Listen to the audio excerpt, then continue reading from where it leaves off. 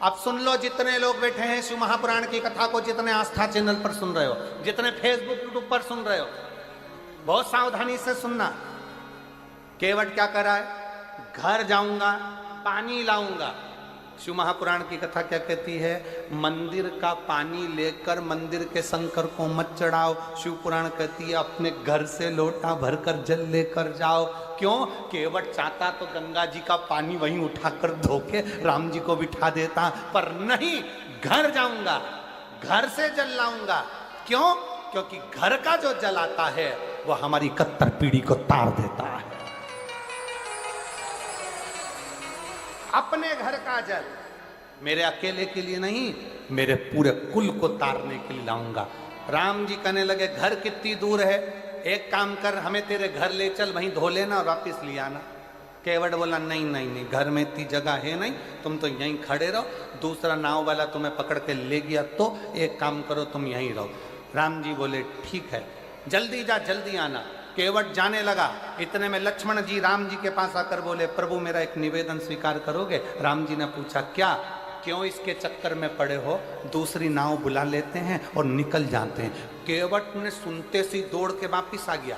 राम जी का हाथ पकड़कर गंगा नदी की रेत पे खड़ा कर दिया और राम जी का हाथ पकड़कर खड़ा कर कर एक उंगली से चारों तरफ घेरा बना दिया और घेरा बनाकर कहा प्रभु अगर इस घेरे से बाहर निकले तो मेरी सौगंध है तुमको। राम जी अच्छे खासे पेड़ की छांव में थे, अब मालूम पड़ा धूप में खड़ा कर दिया। राम जी ने लक्ष्मण जी से कहा थोड़ा धीरे नहीं बोल सकता था? इतना तेज बोला, वो मुझे धूप में खड़ा करके चले गया। राम जी कहते हैं अभी तक भगवान भक्त को बांधता था, आज भक्त ने भगवान को बांध दिया, लगा दिया फेरा वहीं पर खड़े राम। केवट गया घर, पत्नी को आवाज लगाया, सुनती है? पत्नी ने पूछा क्या? मेरी मां जिस पात्र में आटे को सनती थी वो कठवता कहाँ है? पत्नी ने कहा वो रखा, ये तो पत्थर का, मेरी अम्मा के जमाने का लकड़ी का पात्र लाया, पत्थर का नहीं। पत्नी ने पूछा क्यों? पति ने कहा ये पत्थर का कठवते में अगर चरण धुलाऊंगा तो पत्थर पे से पानी सूख जाएगा, लकड़ी के कठवते में धुलाऊंगा तो लकड़ी पानी को सोख लेगी, रोज आटा उसनेंगे, रोज राम जी के चरण का जल मिल जाएगा और अपना कल्याण हो जाएगा। रोज लकड़ी का कठवता लिया, पत्नी से कहा तू भी मेरे साथ चल। एक लोटा जल भरा और सीधे राम जी के पास पहुंच गए। राम जी के पास पहुंचकर कठवता रखा नीचे, पत्नी को दिया लोटा, राम जी से कहा रख दो इसमें तुम्हारे चरण। राम जी ने बर्तन देखा तो छोटा सा था, अपना एक पांव रख दिया। केवट ने कहा प्रभु एक में काम नहीं चलेगा, दोनों रखो। राम जी ने पूछा छोटा सा बर्तन है, गिर जाऊंगा, दो पांव नहीं आएंगे। केवट कहने लगा बिल्कुल नहीं गिरोगे, एक काम करो मेरा सिर पकड़ लो, मेरा सिर पकड़ लो। राम जी ने मन में सोचा कितना चकड़ो। राम जी बोले मैं गिरना पसंद है पर तेरा सिर पकड़ना पसंद है, नहीं पकड़। अब केवट राम जी ने दोनों चरण अंदर रख दिया और केवट ने अपनी पत्नी को पकड़ाया पानी का लोटा। केवट ने कहा तू पानी डाल, मैं इनके चरण धोता हूं। ये कह रहा है मैं हाथ नहीं रखूंगा और मैं भी इनका पक्का चेला, हाथ रखवा के मानूंगा, हाथ रखवा के मानूंगा। और मेरी जीजियों, ए मेरे जसपुर वासियों, कुनकुरी के निवासियों, मायाली गांव के वासियों, ये आपका विश्वास था। जैसे केवट ने सोच लिया था कि मैं राम के हाथ रखवाऊंगा, आपने सोच लिया था एक बार शिव महापुराण की कथा जरूर हो। आपका विश्वास। राम जी के चरण केवट धोने लगा।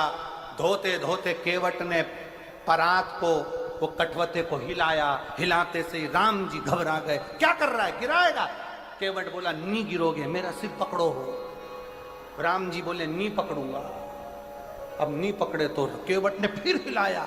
लक्ष्मण जी बोले भैया जाते जाते हड्डी वड्डी टूट जाएगी, पूरा वनवास यहीं हो जाएगा और इसके चक्कर में अपन पड़े रह जाएंगे, तुम तो पकड़ लो।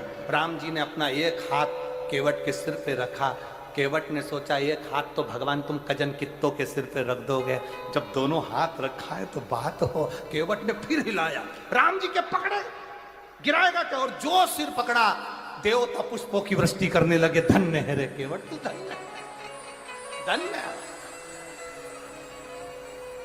जैसे देवता पुष्पों की वृष्टि करे थे, आज इस वनवासी क्षेत्र में, आदिवासी क्षेत्र में, ये पूरे क्षेत्र में आज देवता भी ऊपर से देख रहे होंगे कि शिव पुराण इतने वीरान जंगल में, इतने वीरान जंगल में, गजब। तो देवता भी ऊपर से बैठे बैठे पुष्प वर्षा तुम्हारे लिए कर रहे होंगे कि शिव की कथा का आनंद ले रहे। चरण धोए, चरण धोए, चरणामृत लिया।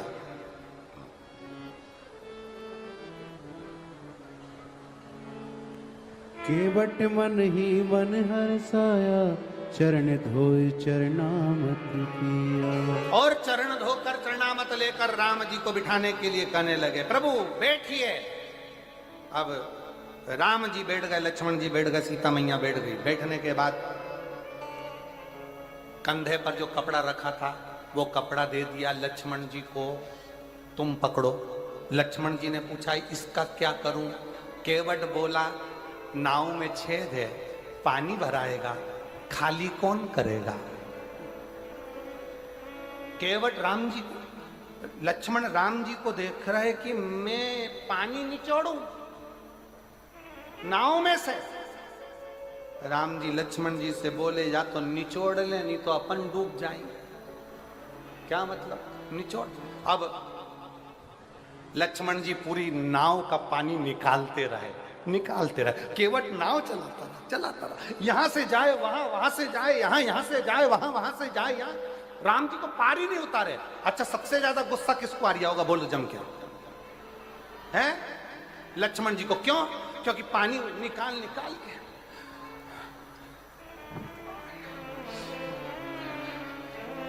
लक्ष्मण जी को सबसे ज्यादा गुस्सा आ रहा। हम निचोड़ निचोड़ के परेशान, और ये घुमा घुमा के परेशान। पार उतार दे दादा, पार उतार दे।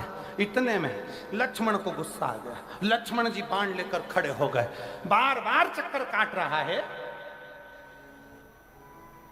एक बार में पार क्यों नहीं करता? मैं तुझे अब भी मार दूंगा। इतने में तो तुरंत जैसे ही कहा अभी मार दूंगा, केवट बोला मार दो।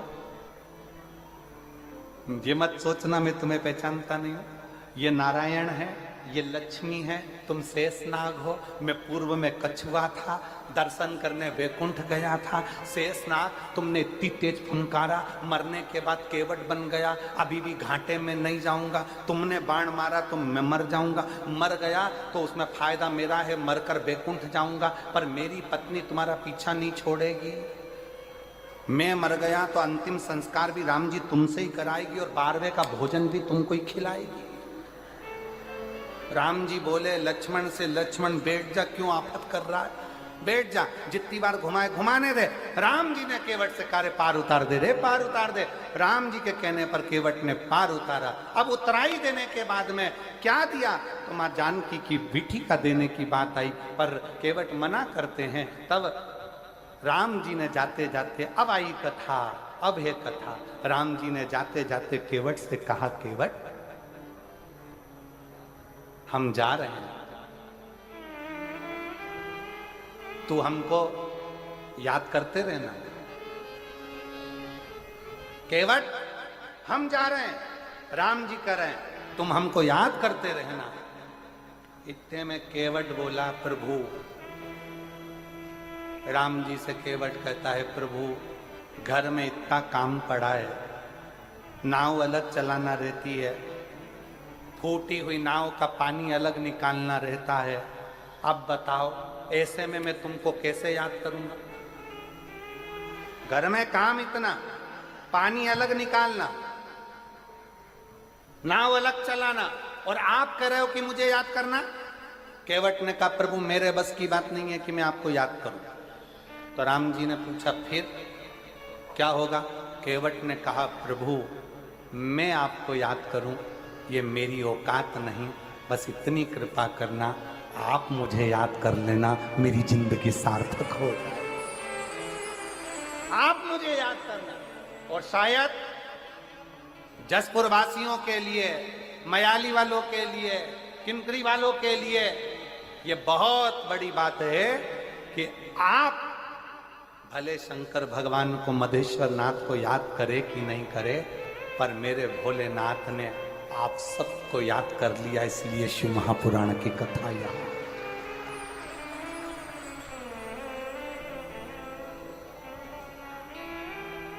इसलिए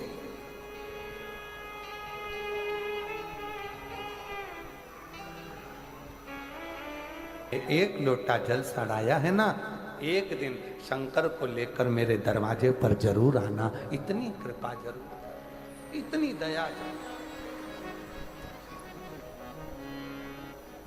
और तुम तो जानो भोले जी घट घट हर एक के घट की बात जानता है, इसलिए उसका नाम शिव है। एक पत्र देखिए,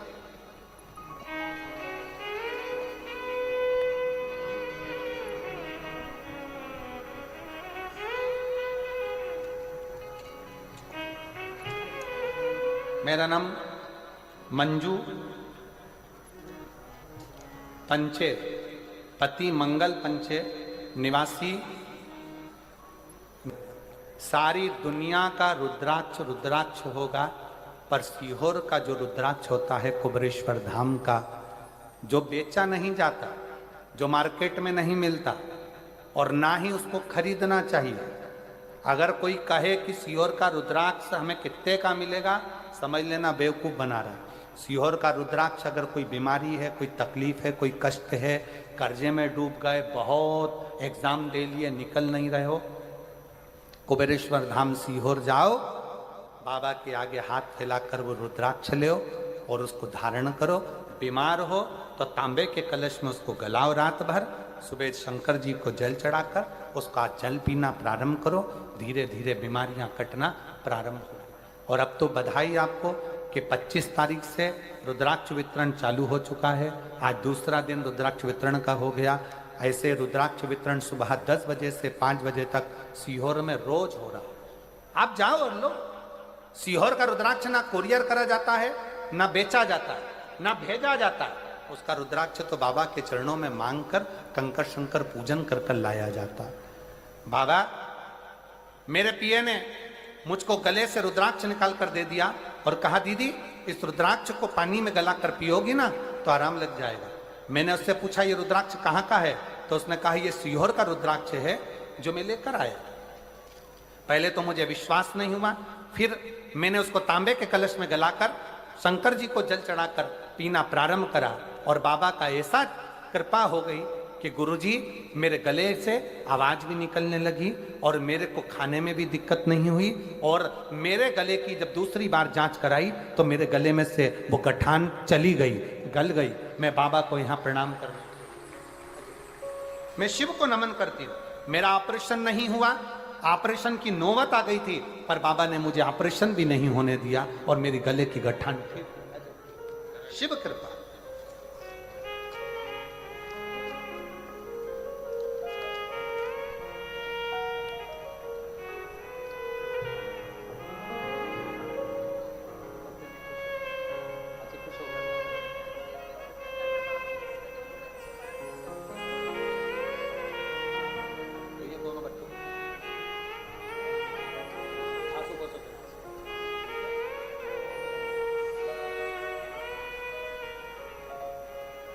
शिव कृपा से एक पत्र और बड़ा सुंदर है महाराज।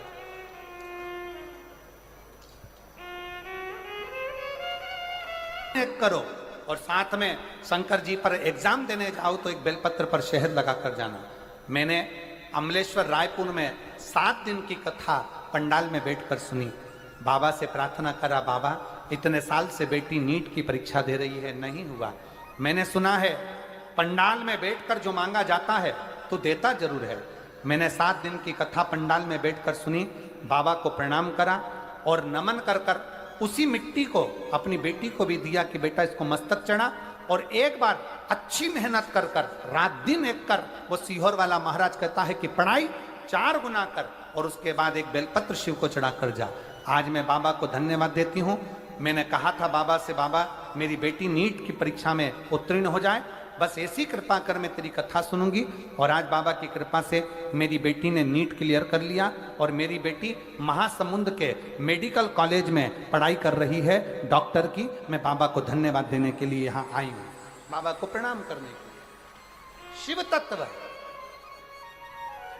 शंकर शंकर, तुम तो जानो भोले जी